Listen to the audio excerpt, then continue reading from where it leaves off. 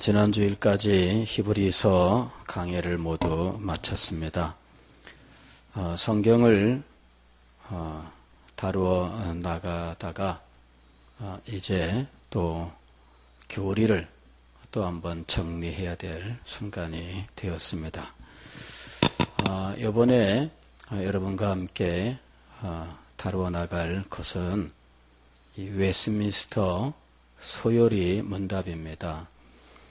사실은 이 웨스민스터 소요리 문답 제가 오래도록 강해를 하고는 싶었는데 이거를 충분히 진행할 수 있을 만큼 제 속에 준비가 많지 않았고 또 이것을 이제 어느 정도 기간을 두고 해야 될지 그냥 빨리빨리 진행을 하면 그러면 뭐 1년 정도에 끝낼 수는 있겠는데 그러나 그럴 경우에는 내용을 또 제대로 다루지 못하는 문제도 있습니다. 그래서 적절한 기회를 찾지 못한 채 그동안에 진행해 왔는데 수요일은 다른 날과는 달리 그래도 신앙의 기본이 있고 충분히 훈련이 되어 있는 분들이 주로 수요 예배에 참여하시기 때문에 수요일이 가장 자유롭게 말씀할 수 있는 시간입니다. 그래서 이 수요일 날 비교적 자유롭게 말씀을 선택해서 생각을 해왔는데 이 웨스민스터 소요리 문답 강해도 수요일 날 진행하는 것이 여러모로 합당하다 생각이 들어서 이번 기회에 소요리 문답 강해를 진행하게 되었습니다. 소요리 문답을 강해한 이런 책들도 몇 권 나와 있기는 하지만 그러나 제 마음에는 충분히 만족스럽지 못합니다.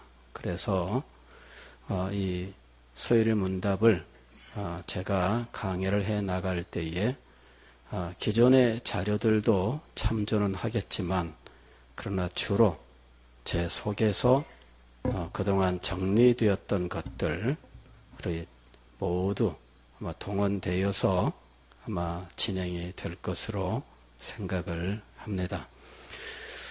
처음 오늘부터 시작하면 얼마나 걸릴까 예측할 수는 없습니다. 예측할 수는 없고 1년은 더 걸릴 것이다 이렇게 생각하시고 이 소요리 문답 함께 공부해 나갈 수 있도록 하기를 바랍니다. 소요리 문답이란 뭐냐? 소를 가지고 요리하는 레시피냐? 어떤 분들이 요새 요리가 국방의 대세잖아요, 그죠? 그래서 TV 틀면은 어디나 그냥 요리하는 거, 그죠? 예. 그래서 요리가 대세인데 요리 문답은 이제 바로 그런 거냐? 하는 거죠. 요리 문답은 그런 얘기가 아니고 요리라고 하는 건 뭐냐면은 아주 이 요점을 간추린 이 진리라는 말이죠. 그러니까 간추린 진리 이 정도가 요리라는 말입니다. 그러니까 성경에 하나님의 계시로 주어진 진리가 최소한으로 정리가 되어서 우리에게 제시가 되었을 때 이것을 요리라고 부르는 거예요. 그런데 이 요리를 이제 어떤 형식으로 가르칠 것이냐? 과거에 이 요리를 가르치는 방식으로 가장 선호되었던 방식이 이제 질문과 대답의 방식이었어요. 질문을 하면 대답을 하고 그렇게 해서 질문 대답 이렇게 해서 점차로 그 내용을 깊이 있게 쭉 다뤄 나가는 그런 방식. 이거를 과거의 종교개혁자들이 종교개혁의 그 개혁교회를 세우면서 성도들을 진리 교육을 시키는 방식으로 이 요리문답이라고 하는 형식을 가지고 이제 성도들을 가르친 적이 있습니다. 그래서 마르틴 루터도 요리문답을 만들어서 이 개혁교회 성도들을 가르쳤고, 칼빈도 요리문답을 만들어서 성도들을 가르쳤습니다. 칼빈 같은 경우에는 제네바에서 사역을 하면서 가장 시급하게 만들어야 되겠다 하고 작정한 것이 바로 요리문답이었어요. 왜냐하면 요리문답이 있어야 성도들을 가르치는 교과서로 사용하여 성도들이 진리의 체계를 배울 수 있고 진리 체계에 근거하여 자신의 신앙을 고백하고 하나님을 찬양하고 경배하고 자신의 신앙을 고백하면서 살아갈 수 있었기 때문이죠. 그래서 성도들에게 가르쳐야만 하는 아주 필수적인 진리, 이것을 간추리고 이것을 문답의 형식으로 제시하여 공부를 차근차근 해 나갈 수 있도록 해야 되겠다 하고 만든 것이 요리문답인 거죠. 그러면 왜 소요리문답이냐? 이 소자는 작다 하는 말이죠. 그러니까 작은 요리문답이다. 그렇다면은 무엇인가 구별되는 대요리문답이 있으니까 소요리문답이라고 구별할 필요가 생긴 거죠. 그러니까 대요리문답이 있느냐? 대요리문답이 있습니다. 그러니까 웨스트민스터 대요리문답, 웨스트민스터 소요리문답이라고 하는 것이 있어요. 대요리문답은 그 이름처럼 문항도 많고 또 문항 속에 답변도 훨씬 더 길게 이루어져 있습니다. 목적은 누구를 대상으로 한 것이냐 하면 목회자들을 대상으로 한 거예요. 즉 목사가 될 사람들, 설교자들이 필수적으로 공부해야 되는 요긴한 진리, 이것을 문답 형식으로 제시하여 혼자 독학도 가능하도록 만들어 놓은 것이 대요리문답이에요. 그리고 소요리문답이라고 하는 것은 그것을 조금 더 간략하게 만들어서 평신도들에게 성경의 진리 체계를 요긴하게 가르칠 수 있도록 만들어 놓은 것이 소요리문답이다 하는 겁니다. 그러면 이 요리문답은 언제 만들어졌느냐? 17세기, 즉 1643년부터 1648년까지 영국 런던에 웨스트민스터 사원이라고 하는 곳이 있는데 이제 그곳에서 이 국회가 열립니다. 그때 이 웨스트민스터에서 이 총회가 모이고요. 교회의 총회가 모이고 그 총회가 이런 교회에 꼭 필요한 신앙 문서들을 만들게 한 거죠.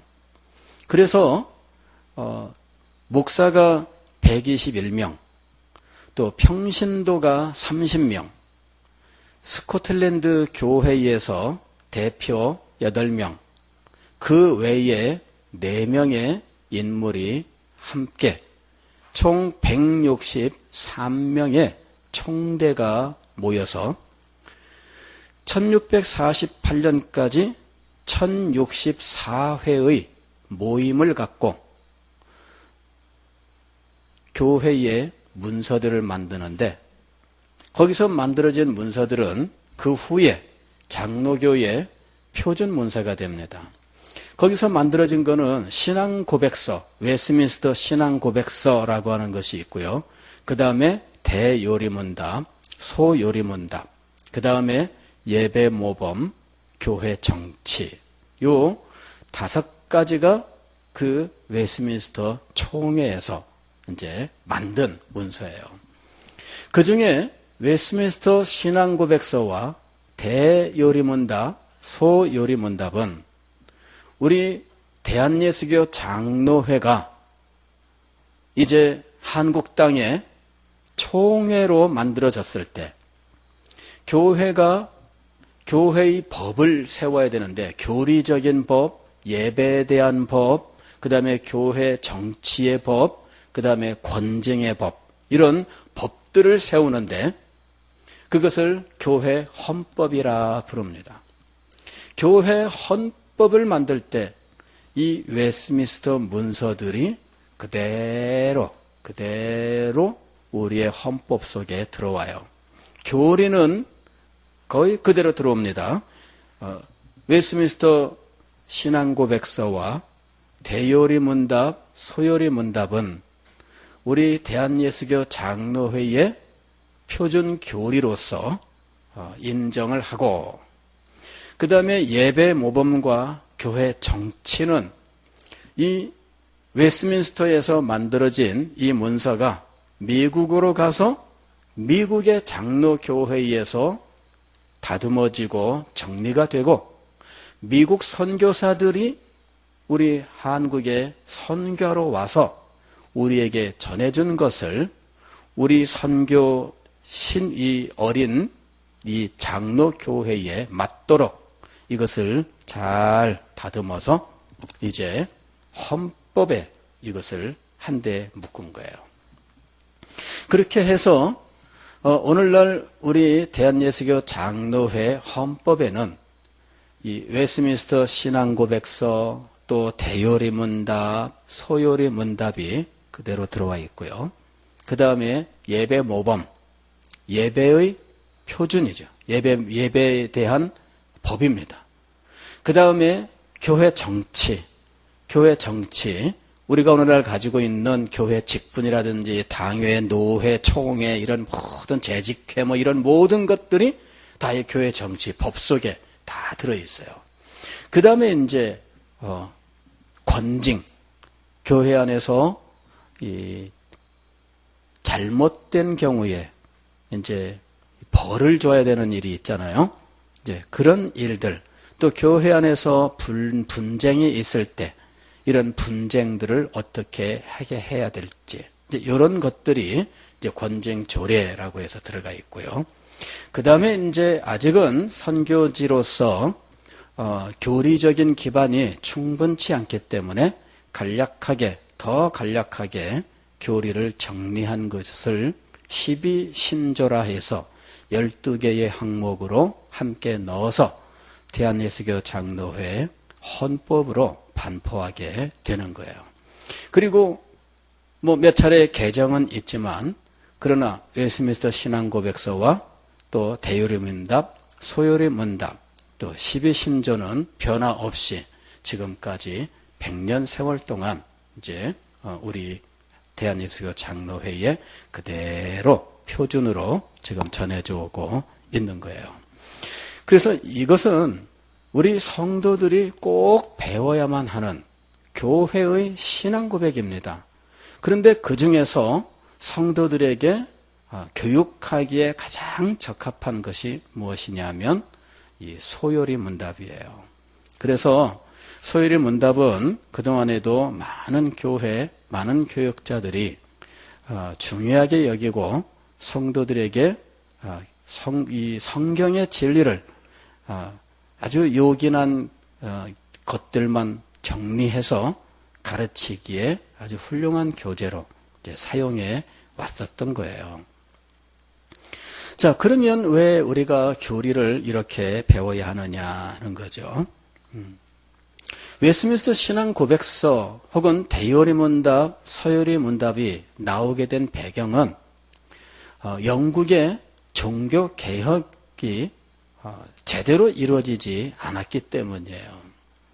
가령 마르틴 루터에 의해서 1517년 10월 31일 독일 비텐버그라고 하는 곳에 대학이 있었는데 이 교회 대학입니다. 교회가 있고 그 교회에 소속한 대학이에요. 그 유럽에 가면 그런 대학이 많습니다. 그런데 그 대학의 교수로 있던 마틴 루터라고 하는 사람이 당시 로마 교회의 잘못된 관행, 즉 면죄부라고 하는 것을 이제 비성경적이다. 그리고 이 면죄부의 근거가 되는 이 모든 이 로마 교회의 교리적 근거들이 비성경적이다. 그래서 그것을 성경적으로 밝혀보고자 논문을 쓴 거죠. 그러면서 이 면죄부라고 하는 것은 비성경적이고 면죄부의 근거가 되는 이 성도의 이 공덕, 그리고 이 공덕이 구원받기에 넘치게 되는 이 여덕의 문제, 그 다음에 죄 용서의 권한이 신부에게 있느냐 또 교황에게 있느냐라고 하는 문제, 모든 것들에 대해서 의문을 제기하죠. 그렇게 의문을 제기한 일로부터 종교개혁이 이제 진행이 돼요. 로마 교회가 이것을 수용하지 못하고 이게 뭔 말이냐, 너 당장 입 닥치지 못해 억압하면서 이제 루터가 항거하면서 종교개혁은 발전되어 가는 거예요. 그리고 루터와 같은 시대에 여기저기에서 이 개혁적인 사상을 가지고 활동하는 사람들이 있었어요. 그리고 이런 사람들이 함께하여 종교개혁이 나날이 유럽에 확장되어 가는데, 그 중에 칼빈이라고 하는 분도 스위스 제네바에서 종교개혁을 진행해 나가는 거죠. 근데 영국에서도 종교개혁이 진행이 되기는 돼요. 그런데 그 출발점은 헨리 8세라고 하는 왕이 아들이 없어서 왕위를 계승할 왕자가 없어 이 왕자를 얻기 위해서 이 왕비를 폐하고, 즉 이혼을 하고 새로 왕비를 얻어서 아들을 낳아야 되겠다. 교황청에서 허락을 안 해요. 이혼 금지. 지금도 로마 가톨릭은 이혼에 대해서 굉장히 엄격한 입장을 가지고 있습니다. 근데 그 당시는 뭐 말도 할 수가 없는 거죠. 왕이라도 안 된다 이거예요. 그러니까 왕이 그러냐? 그러면 나는 뭐 로마 가톨릭 안 할란다. 그리고서는 탈퇴하는 거예요. 왕이 로마 가톨릭에서 탈퇴를 하고, 우리나라는 이제부터 로마 가톨릭 아니야. 영국은 영국 혼자 우리끼리 우리 교회 독립적이야. 근데 이제까지 로마 교황을 교회의 머리로 하여 교회 조직이 이루어져 있었는데 로마 교황하고 이제는 상관이 없어요. 그러니까 로마 교황은 없는데 교황을 대신할 사람이 필요한 거예요. 왜냐하면은 이 교황을 정점으로 하는 성직자들의 계급 구조라고 하는 것은 이 헨리 8세라고 하는 왕이 볼 때에 아무런 문제가 없었거든요. 그래서 교황 대신에 자기가 교황 자리에 앉는 이런 이 일을 이제 진행하게 되는 거죠. 그래서 헨리 8세라고 하는 이 평신도가 어느 날 갑자기 모든 성직자들의 머리가 되는 상황이 벌어진 거예요. 이것이 이제 수장령입니다. 수장령은 뭐냐면은 왕이 교회의 머리다 이거예요. 즉 왕이 교황의 자리를 대신하는 영국 교회가 만들어지죠. 근데 이 문제에 대해서 계속 문제 제기하는 사람들이 있었어요. 어떻게 평신도가 모든 교회의 머리가 될 수 있느냐? 그거는 안 되는 법이다. 더군다나 이 로마 교황을 머리로 하는 성직자의 계급제도라고 하는, 즉 추기경, 대주교, 주교, 주임신부 이렇게 왜 계급들이 있잖아요. 그리고 이 계급으로 전체 다 이렇게 하나가 되어 있는 이런 교회 정치는 비성경적이다. 그것이 이 종교 개혁자들이 가지고 있었던 생각이에요. 그 영국에도 이런 개혁 사상을 가진 사람들이 계속해서 문제 제기를 해요. 안 된다. 왕이 교회의 머리가 되는 것도 문제고, 또 이 성직자의 계급 제도도 문제다. 이것에 대해서 문제 제기를 하고, 또 영국 교회가 로마 카톨릭으로부터 독립하게 된 것은 교리적인 문제가 아니라 왕이 이혼을 가능하게 하고 싶어서 한 일이었거든요. 결국은 자기 마음대로 로마 교회와 딱 단절하고 자기는 이혼하고 그 다음에 새로 왕비를 들였는데 아들을 못 낳아요. 또 이혼하고 그 다음에 또 왕비를 들였는데 아들을 못 낳아요. 아들을 마지막 낳기는 하죠. 마지막 아들을 낳아요. 그래가지고 결국 이 헨리 8세가 죽을 때 이제 불과 몇 살 된 12살인가 이렇게 된 아들 왕위에 세우기는 하지만 이 왕은 불과 몇 년 못 살아요. 몇 년 못 있다가 죽고, 그 다음에 이 새 왕비한테 낳았던 딸들이 하나씩 있는데 이 딸들이 차례차례 이 왕이 돼. 여왕의 시대가 그때부터 이루어져요. 그러니까 영국에 여왕이 나올 수 없는데 그때 법을 고쳐서 여왕이 나올 수 있도록 하면서 여왕들이 차례차례 들어서게 되는 거예요. 그러니까는 그런 와중에 이 왕들은 교회를 자기의 통치의 권한 속에 두고 싶은 거죠. 그래서 왕들은 이 왕이 교회의 머리가 되는 이러한 구조를 절대 바꾸지 않습니다. 처음에는 개혁사상을 가진 사람들이 참 예배를 개혁합시다. 성찬 이거 로마 교회가 가지고 있는 이런 화채설, 즉 떡과 포도주는 예수님의 실제 살갑시다. 여러분 눈에는 떡이고 포도주지만 이거는 실제 살갑시다. 이런 식으로 말하는 이 화채설, 이거는 성경적으로 옳지 않다 해서 이 화채설을 부인하고, 그 다음에 이것이 예수님의 실제 살갑이라면 이거를 다루는 과정부터 벌벌 떨면서 다뤄야 될 거 아니겠어요?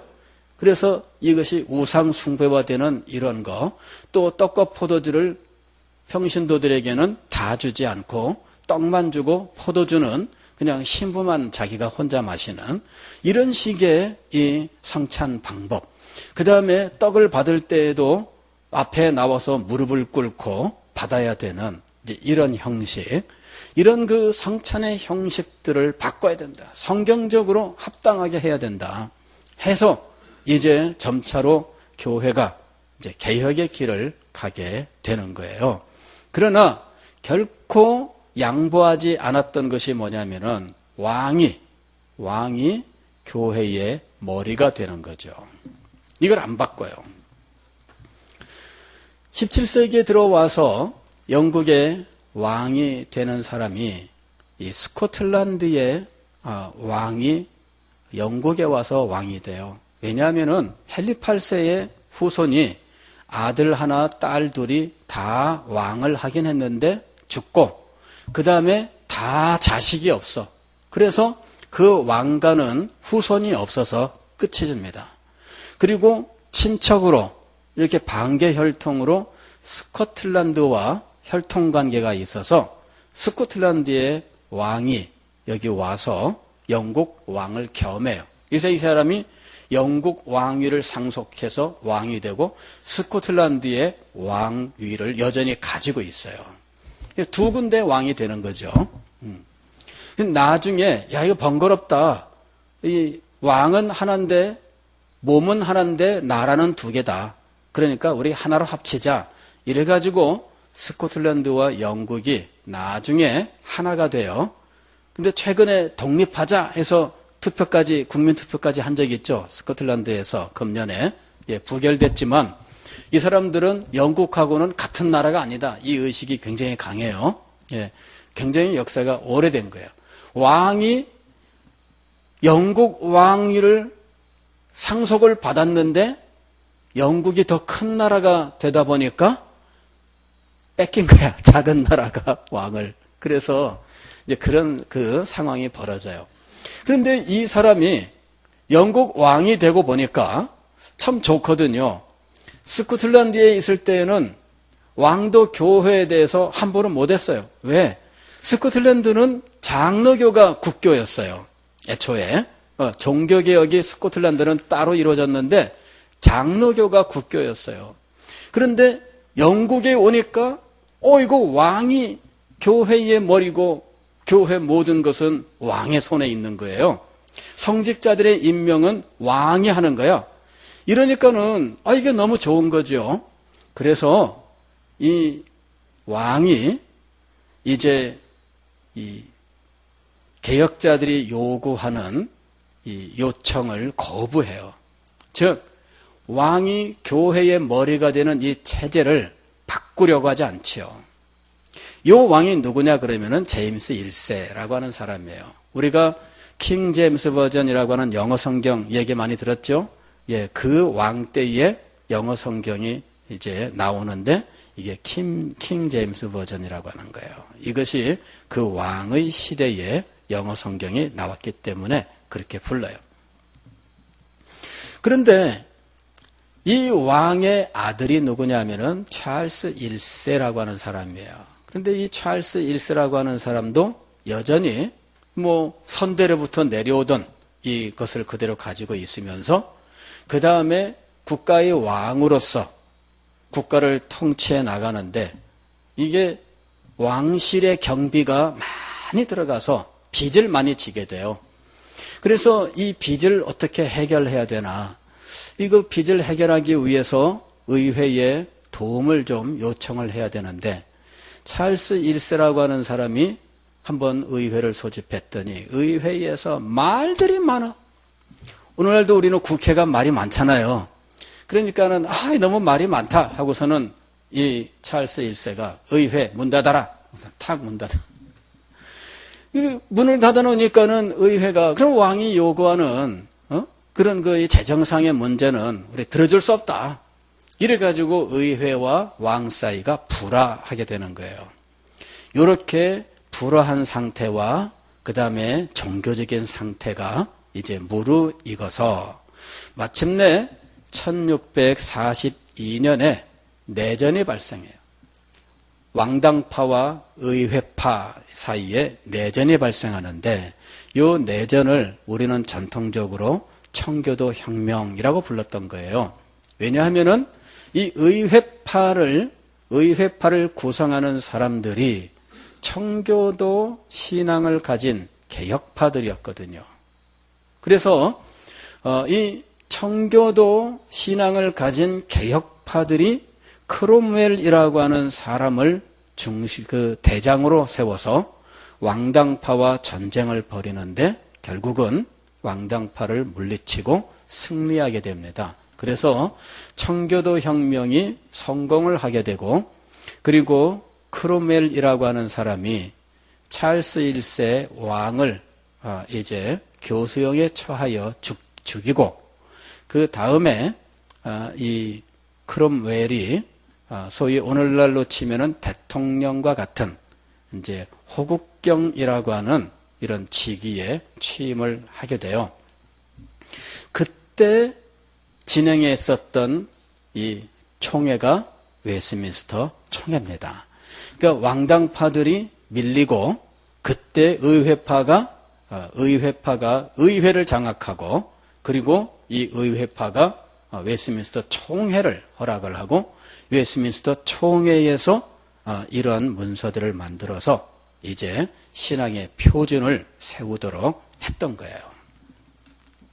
그러니까 오늘날 우리가 가지고 있는 것은 영국의 종교개혁, 그 중에서도 청교도 혁명의 결과로 만들어진 것, 그것이 그 후에 장로교회의 표준 교리가 되면서 미국의 장로교회, 호주의 장로교회, 어디의 장로교회든 일단은 이 웨스민스터 신앙고백서와 대소요리문답, 그 다음에 예배모범과 교회 정치, 이 모든 것을 가져다가 각자 자기 상황에 맞도록 조금씩은 바꾸지만 기본적으로는 이것을 원본으로 해서 교회를 세워 나갔던 거예요. 자, 그러면 이 신앙 고백이라고 하는 것은 도대체 어떤 의미가 있는가 하는 거죠. 오늘날 우리는 어떤 사람들이 교리는 중요하지 않다 이렇게 말하는 소리를 많이 듣습니다. 교리가 중요하지 않다. 교리가 뭐가 중요하냐? 삶이 중요하다. 이렇게 말하는 사람들도 있고, 교리 하면서 교회가 분열되니까 전도하는 데도 문제가 있고, 이거는 정말 아니다. 그래서 교리는 중요하지 않다. 기독교회, 교회라고 하는 조직과 성도들의 삶만 있으면 되는 거다. 그리고 교리는 많은 거 필요 없다. 그냥 예수님, 그거면 끝이다. 이렇게 말하는 이제 상황이죠. 지금은 장로교냐, 감리교냐, 뭐 이런 교파들 사이에 우선 교리를 강조하고 이러는 것들도 많지 않은 상황입니다. 그러면 이런 현상이 과연 바람직한 현상이냐 하는 거죠. 네.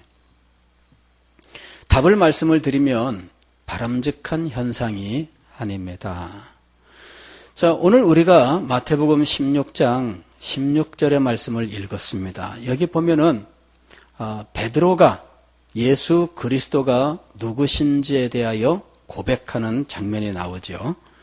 예수님께서 이르시되 너희는 나를 누구라 하느냐? 그랬더니 시몬 베드로가 대답하여 이르되 주는 그리스도시요 살아계신 하나님의 아들이시니이다 라고 고백을 해요. 그랬더니 예수님께서 참 기뻐하십니다. 17절 말씀을 보면 예수께서 대답하여 이르시되 바요나 시몬아 네가 복이 있도다. 이를 네게 알게 하신 한 이는 혈육이 아니요 하늘에 계신 내 아버지시니라. 계속해서 또 내가 네게 이르노니 너는 베드로라. 내가 이 반석 위에 내 교회를 세우리니. 너는 베드로라. 내가 이 반석 위에 내 교회를 세우리니. 로마 천주교는 이 말을 근거로 해서 로마 교회는 베드로라고 하는 이 베드로를 초대 교황으로 주장하면서 베드로가 세운 교회고, 그리고 베드로의 사도권을 교황이 지금까지 계승하고 있기 때문에 로마 교회는 참교회다 이렇게 이야기를 하고 있습니다. 그리고 이 마태복음 16장 18절이 로마 교회가 참교회라고 주장하는 근거 성경 구절이에요. 예수님께서 너는 베드로라. 내가 이 반석 위에, 반석이란 말은 헬라어로 페트라예요. 페트라. 그리고 너는 베드로라. 이거는 헬라어로는 페트로스입니다. 근데 우리말로 할 때 베드로 그랬는데 페트로스예요. 너는 페트로스라. 내가 이 페트라는 반석이에요. 페트로스는 남성, 페트라는 여성인데, 이런 그 이름을 가지고 예수님께서 베드로를 교회의 반석으로 삼으신 사건이 바로 마태복음 16장 18절의 사건이다. 이렇게 주장을 한 거죠. 그러나 개혁자들은 여기에 이 말씀을 이렇게 해석합니다. 이거는 베드로라고 하는 한 사람에게 대한 것이 아니다. 이 반석이라고 했을 때 반석이라고 하는 것은 기초를 말하는 거예요. 튼튼한 기초를 말하는데 베드로라고 하는 사람이 그 기초가 될 수 없습니다. 기초는 오직 무엇이냐 하면은 베드로가 앞에서 고백했었던 신앙 고백. 이 신앙 고백이 바로 교회의 기초가 되는 반석이라는 이야기죠. 그래서 마태복음 16장 18절의 해석을 로마 천주교와 우리가 서로 다르게 합니다.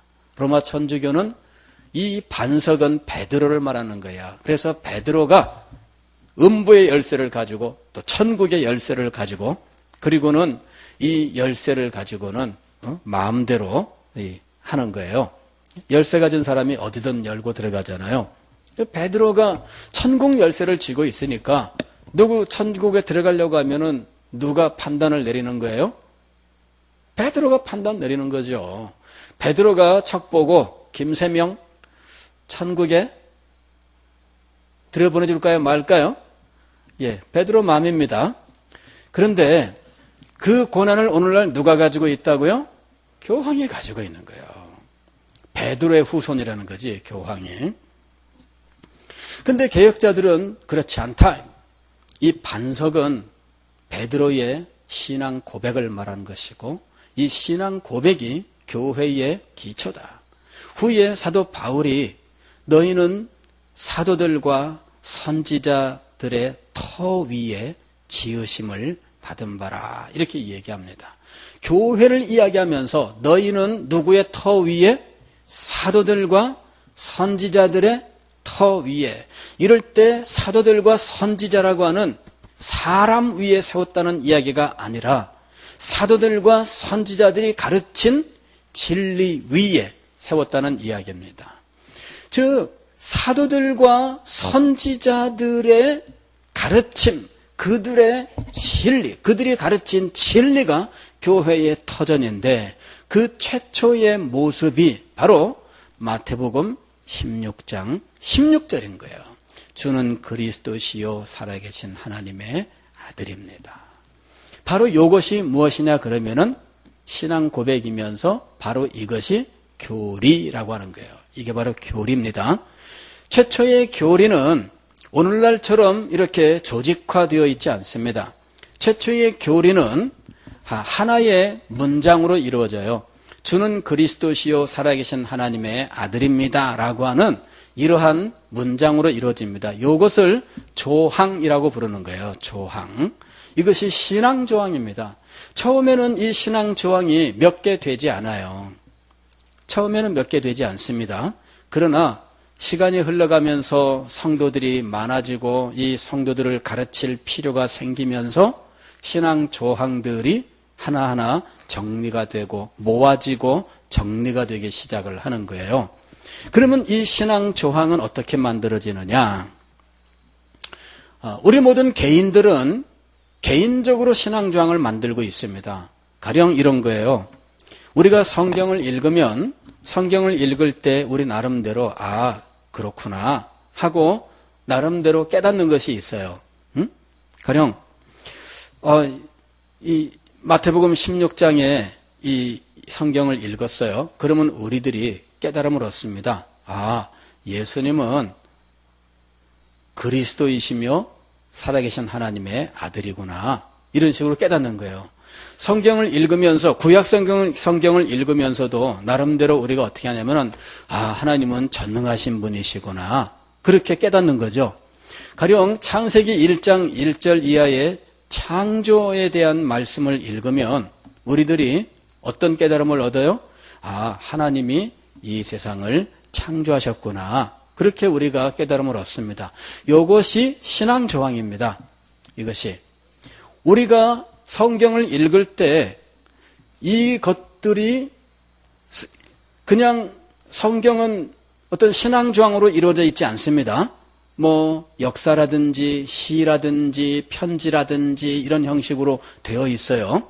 그리고 그 안에는 수없이 많은 교리적인 내용들을 담고 있지요. 그러나 그것이 하나하나 조항으로 이루어져 있지 않아요. 제1조 하나님은 천지 만물을 창조하신 분이십니다. 제2조 하나님은 첫째 날 우주를 만드셨습니다. 이런 식으로 써 있지 않다는 거예요. 그러나 읽는 사람은 어떻게 이것을 받아들여요? 조항으로 받아들입니다. 하나님이 천지를 만드셨구나. 그럴 경우에 그것은 개인적인 차원의 것입니다. 개인적인 차원의 것. 그러나 이것이 사도가 말하는 것이라면 개인적인 차원이 아니라 교회 차원이 되는 거예요. 사도들이 말하면 그것은 성경과 같은 권위를 갖습니다. 다시 말씀을 드리면 사도라고 하는 분들은 어떤 분이냐면은 성경을 기록하는 권한을 가진 분이에요. 그게 사도입니다. 그래서 사도, 이 성경을 결정할 때 구약 성경은 유대인들에 의해서 이미 39권, 39권이 우리에게 성경으로 전수된 거지만 신약의 27권은 초대교회의 성경으로 받아들인 거예요. 그럴 때 이것을 성경으로 받아들이는 근거는 무엇이었냐면은 사도의 기원을 가지고 있느냐 하는 거였어요. 사도성이 있느냐. 왜? 사도의 가르침은 하나님의 계시와 동일한 것으로 받기 때문이었습니다. 그래서 사도의 가르침은 성경과 같은 권위를 가져요. 처음에 사도들이 이 편지를 쓰지 않고 이런 것들을 책이 아닌 일반적으로 사도들이 설교를 했다면 그 사도들의 설교는 바로 교회의 공식적인 가르침으로 공식화되는 거예요. 이것이. 그래서 사도들과 선지자들의 터 위에라고 하는 것은 사도들의 가르침 위에서 가르침을 통해서 우리는 성경에 있는 진리의 교훈들을 하나하나 배웠던 거예요. 그리고 그것을 사도들이 특별한 때에 기록을 해서 남긴 것이 바로 이 신약 성경인 거죠. 그런데 사도들의 시대 이후에는 누구도 이런 권한을 갖지 않습니다. 사도는 자기가 말한 것이 즉 교회의 가르침이에요. 그게 공식적이에요. 그러나 사도들이 다 죽었습니다. 그러고 난 다음에는 성경을 읽고 하나님은 어떤 분이시다. 하나님은 영이시고 하나님은 삼위일체이시다. 하나님은 전지전능하신 분이시고 사랑과 인자하심, 공의로우심이 영원하고 무한하며 불변한 분이시다. 그렇게 누군가가 성경을 읽으면서 깨달았어요. 그러나 그것은 아직 어떤 차원에 머물러 있는 거예요? 개인의 차원에 머물러 있는 거예요. 그런데 교회 안에는 사도시대로부터 공식적으로 인정된 신앙 조항들이 정리되어서 내려오고 있습니다. 이제 그런 것 중에 후대에 물론 만들어진 것, 사도들이 직접 만든 건 아니지만 사도신경이라는 이름으로 내려오는 글도 있고요. 그 다음에 짤막한 문장으로 되어가지고 이 기록이 된 문서들도 존재하고 있었어요. 근데 후대에 여러 도전들이 계속 찾아옵니다. 하나님은 어떻다, 예수님은 어떻다 하면서 엉뚱한 이야기를 하는 사람들이 있거든요. 그렇게 엉뚱한 이야기를 하는 사람들에 대해서 성경적으로 바른 진리를 밝혀줘야 되는 필요가 생깁니다. 그러므로 엉뚱한 얘기를 하는 사람들이 나오면 그에 대하여 바르게 정리해 줄 필요가 생기죠. 그런데 바르게 정리해 주는 그 답을 권위 있게 해주는 일이 있어야 하는 거예요. 개인이 말하면 그 말을 들은 사람들이 뭐라고 말해요? 그건 네 생각이고 그럴 거 아니에요. 그죠? 응? 그건 네 생각이고 너는 그렇게 생각하냐? 나는 달리 생각한다. 이러면서 말하면은 그러면 할 수 없는 거잖아요. 그러면 너 그건 네 생각이고 하는 요 문제를 어떻게 해결해야 되느냐 하는 거죠.